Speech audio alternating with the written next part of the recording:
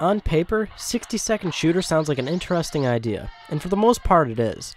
The idea is as simple as the name of the game itself. It's a twin-stick shooter where you only get 60 seconds to destroy whatever you can to get the best high score. That may not sound so great at first, but surprisingly the game extends itself in the main idea through upgrades.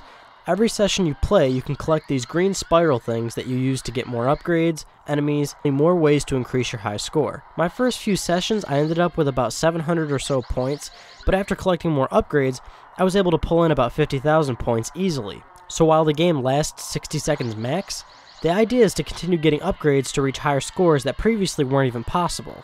While this idea does still extend the game, it's still short-lived. I got all the upgrades in 20 minutes, and after getting all those upgrades, the not so great idea of a 60-second game was very apparent. The gameplay itself though is fun and challenging. Even though you only have 60 seconds, I died prematurely loads of times.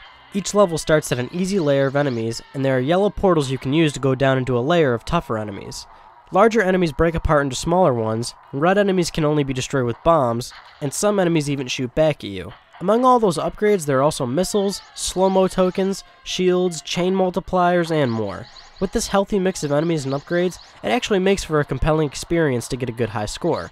Aside from the only main section of the game, you can toggle between a techno design or a vintage one. This differs in the colors and music, so you can pick your preference there. You can also choose what level you want to start on. Other than that, the game is pretty bare bones. 60-second shooter Deluxe is a good game. It takes on an interesting idea and it makes it work, all while staying fun and challenging. My only real issue with the game is that there's no incentive. With no leaderboards or trophies, it's hard to care about your score.